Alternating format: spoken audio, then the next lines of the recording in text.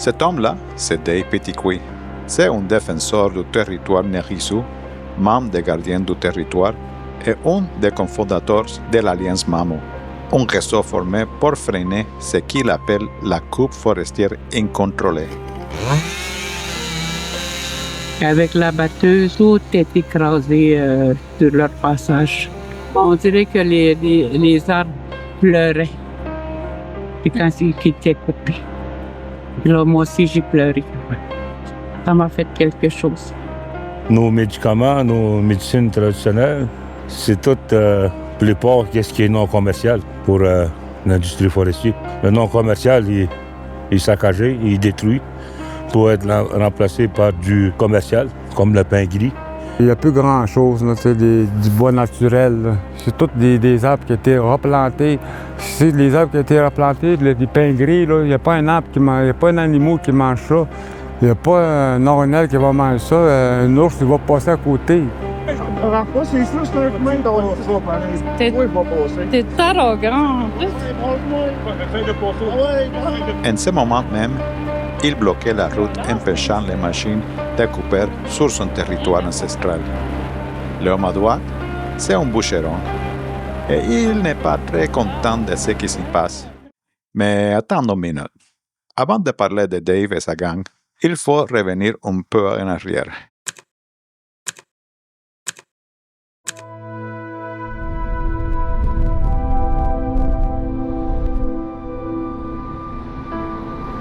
Retour en 2021, au kilomètre 16, sur la route de Manawan. C'était le premier blocus en plusieurs années pour arrêter la coupe industrielle en Nitasquinan. Nitasquinan, ça veut dire notre terre en langue atikamekw, le territoire ancestral que le peuple Nerisou n'a jamais cédé ni abandonné.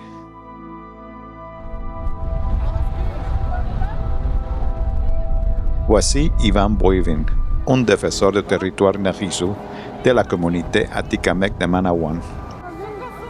On veut empêcher les coupes forestières. On veut demander une moratoire de 5 ans sur nos territoires.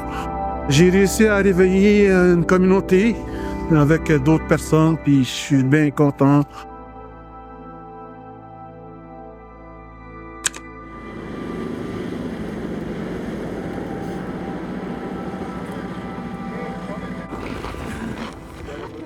Pendant les 2 années suivantes, d'autres blocus ont eu lieu un après l'autre. Et les choses ont vraiment commencé à bouger avec l'arrivée des gardiens du territoire près de Wamontashi. Été 2023, chaleur record, feux de forêt partout.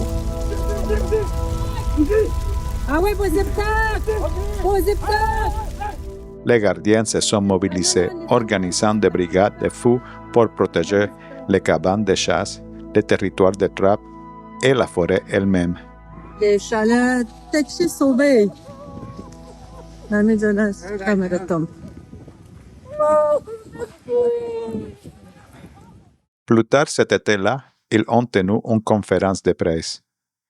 Le système d'élection colonialiste des conseils de bande créé en 1969 par le gouvernement fédéral a réduit à néant la structure du gouvernement et d'autorité traditionnelle. Attends un peu.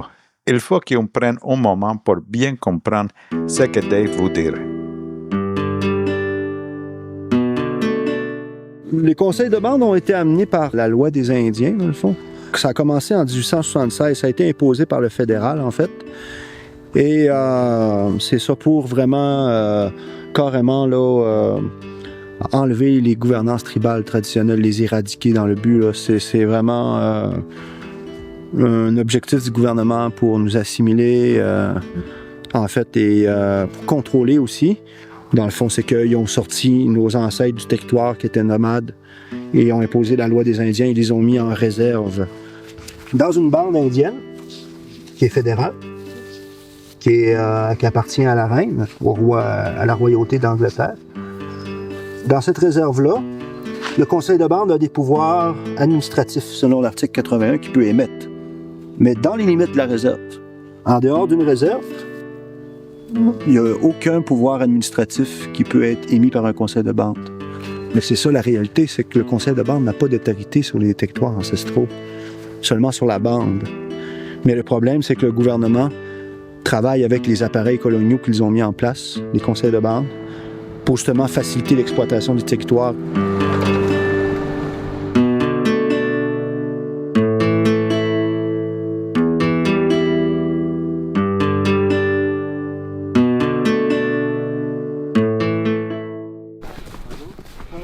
En 2024, Dave et les gardiens du territoire ont commencé à bloquer les routes forestières pour stopper la coupe et réaffirmer leur souveraineté sur leur territoire. Arrêtez d'exploiter nos ressources. Vous êtes chez nous, là. Et c'est durable, là. Pourquoi vous n'allez pas chez vous à couper les arbres qui sont dans la ville? Ouais. Hein? Pourquoi vous n'allez pas là? Le parc national, allez là. Puis c'est toutes des routes du lac Sauvage. Ça, c'est pas un terre public, ça, je vous le dis. C'est un terre non cédé. Condamnation. Ouais, fait que... De façon durable. Non, ça va pas durer. C'est à ce moment-là qu'on s'est rencontrés et qu'on a aussi été témoin du racisme qu'il subsistait. Gagnez votre vie, mais peut-être qu'on sera de votre côté. Ouais, t'as pas travaillé là longtemps, c'est vrai? Ben ouais, c'est pour ça que je suis parti dans une vue, les massacres, puis Ben, qu'est-ce que vous faites ici d'abord? Vous avez un petit problème? Ben, allez travailler ailleurs, il manque du main-d'œuvre ailleurs. Vous lâchez nos bois. Ce printemps-là, Dave et son équipe ont tenu tête aux bûcherons et à leur patron pour défendre la forêt. Les gardiens veulent voir les cartes des zones de coupe. Ils veulent savoir aussi qui leur donnait l'autorisation d'exploiter ces zones. Puis ça n'avait pas été consulté. Tout a été consulté, harmonisé là-dedans. Toujours quand c'est signé en bas ici par... c'est l'aménageur Jonathan Lambert qui le signe, mais ça c'est Arbeck Bois d'Oeuvre qui nous envoie ça. Normalement, quand c'est signé, autorisé, harmonisation... Ça me donne une chantier. Si le chantier n'est pas autorisé, j'y vais pas. Puis il y en a un qui nous fournit les autorisations, c'est soit le ministère ou soit le bénéficiaire. Quand même que vous ayez les permis déjà tout autorisés, non? Il faut juste aviser le chef de territoire ou la famille immédiate de ça, puis qu'on analyse vraiment. Plus tard cette année-là, on a rencontré des défenseurs Innu près de Mastayache. Ils avaient monté un campement et allumé un feu sacré pour protéger leur territoire contre la compagnie Resolu. Tantôt, là, les camions vont passer, puis on veut montrer qu'on est encore sur nos territoires. Puis moi, je vais l'arrêter comme ça, juste pour quelques minutes, juste pour lui dire qu'on est toujours là.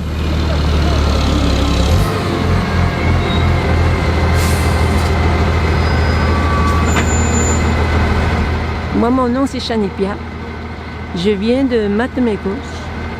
Quand nous avons su qu'il y avait des grands-mamans ici à Machteouiache qui sont venus pour bloquer la compagnie forestière Resolu, on est venu les accoter, on est venu les encourager. Ben, on fait le blocus parce que c'est un privilège, c'est notre devoir de protéger notre ressource culturelle. Parce que notre ressource culturelle, c'est notre lieu d'appartenance, c'est notre couleur, c'est notre identité. Il dit, faut se la réapproprier, il faut lever la main et dire qu'on n'est pas d'accord avec tout ça. De demander aux compagnies forestières, aux compagnies minières, on lève la main, non. Avant le fédéral, avant le provincial, demander notre consentement, nous parler, juste nous expliquer correctement c'est quoi le plan de travail, c'est quoi le vision de cette année, comment ils vont déchiffrer tout ça, là.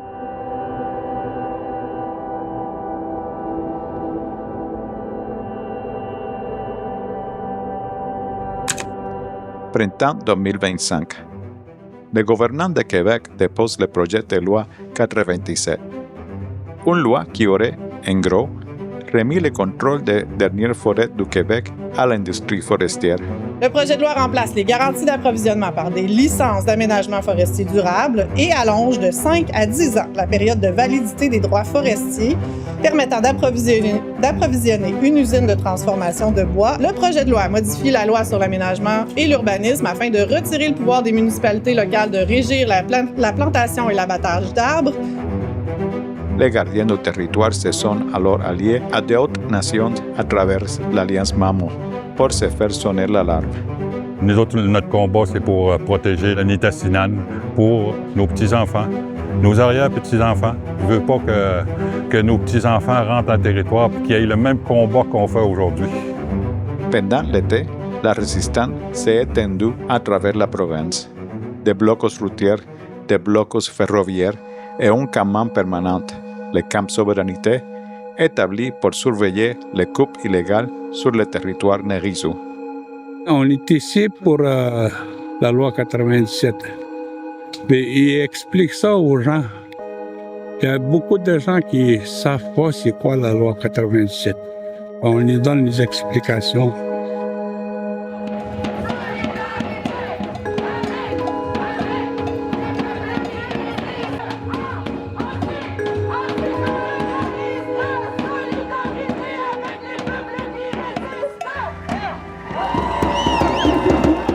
En septembre 2025, la pression a porté fruit.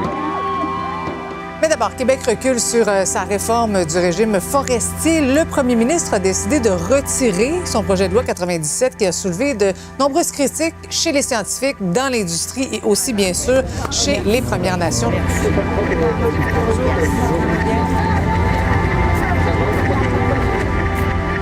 Non, on ne vient pas célébrer la loi 97 qui a tombé. C'est loin d'être fini. Le combat continue encore. Alors, ils vont sûrement revenir pour un autre régime. Ils vont juste changer des thèmes qui étaient déjà dans le 97, puis ils vont faire passer par un autre nom. C'est ce qu'ils ont toujours fait. C'est un combat qui va durer des années.